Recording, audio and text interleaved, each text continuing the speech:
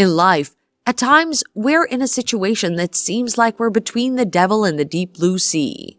You may be in a difficult situation where there are two equally unpleasant choices. If you're in such a situation, all you need to do is cry to God as the Israelites did, and He will answer you. He will make a way for you where there seems to be no way. Isaiah 43 verse 19, I will even make a way in the wilderness and the rivers in the desert. Making a way in the toughest of situations is one of God's specialties. You can trust in Him to help you out of a difficult situation. He is the all-wise and the all-knowing God. He will guide you to do the right thing in a bad situation. Barrenness is not bigger than God to fix. There are numerous testimonies of God breaking the yoke of barrenness.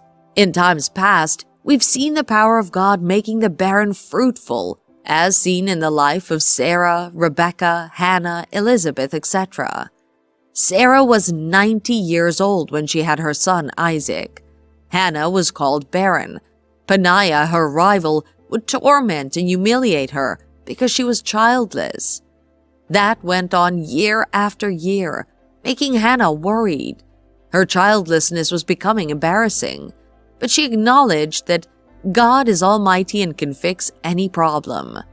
That made her cry to God in prayers to fix her situation. God answered her by giving her Samuel and 5 other children, 3 sons and 2 daughters. The word of the Lord to the barren in Isaiah 54 verse 1 is, Sing, O barren, you who have not borne.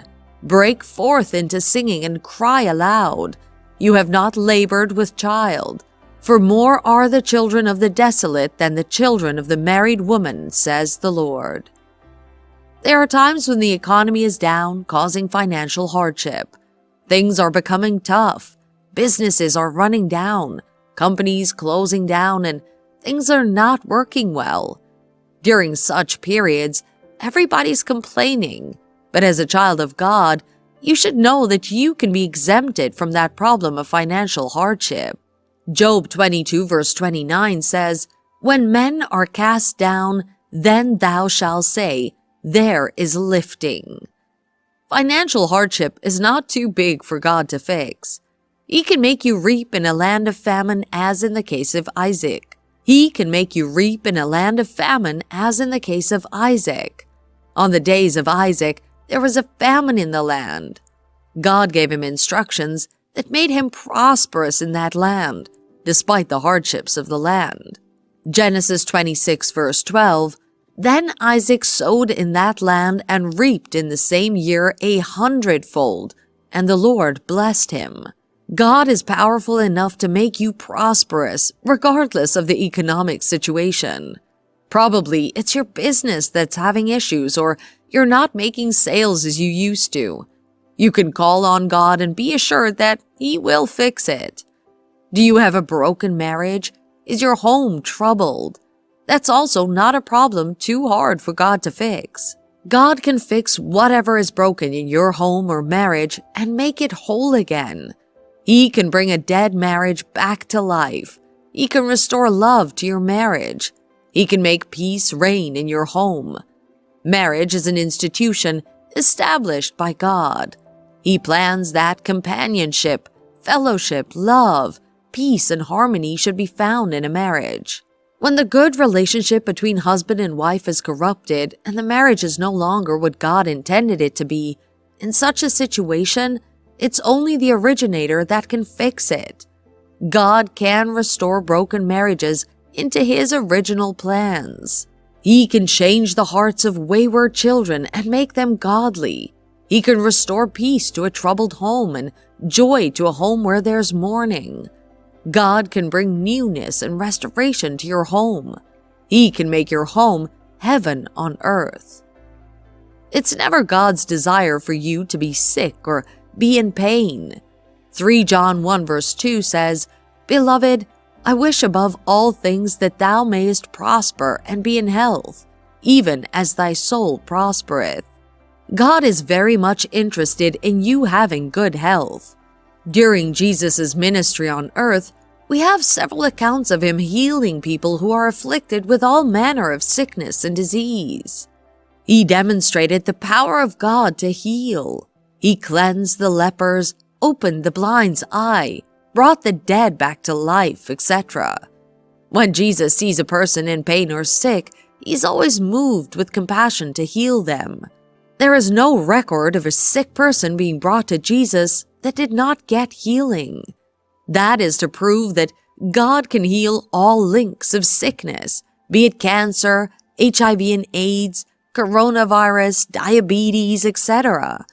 The power of God that brought healing to men in the days of old is still very much potent to heal you today if you're sick. As a child of God, you should not be subjected to pain. You can call to God today for healing, and you will be healed. He is the balm of Gilead that can heal any kind of disease. It's not God's will for you to live your life depending on drugs. He can make you whole and perfect your health. Having divine health is possible. Living a life free from the pain of any form can be your reality. When you're faced with a problem that seems insurmountable, it's only God you can run to.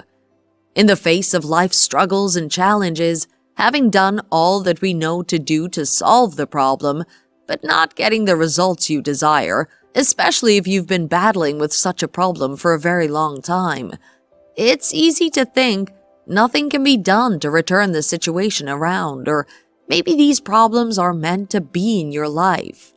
But I tell you that it's not God's plan that problems should come and dwell in your life. They should be temporary and not permanent. Psalms 34 verse 19 says, "Many are the afflictions of the righteous, but the Lord delivereth him out of them all." God has promised you deliverance from every form of affliction. He loves you too much to see you in pain or watch you suffer. He's ever ready and willing to help you. Do not believe the lie of the devil that some problems are beyond God's power to solve. That's not true. He is the sovereign Lord. He made the heavens and the earth by his great power and outstretched arm. Nothing is too hard for him. In conclusion, it's very important to know that focus magnifies things. The more you focus on your problems, the bigger it seems in your eyes. When you have a problem, shift your focus from the problem to God. Meditate on his love for you and his mighty power to save. Think about how God fixed the life of people faced with similar problems as you in the past. If he's done it before, he can surely do it again. When your focus is on God, it becomes easy for you to believe that nothing is beyond him. Indeed, there's no problem God cannot fix if we'll cry and call to him in prayers, with faith in our hearts, believing he is powerful.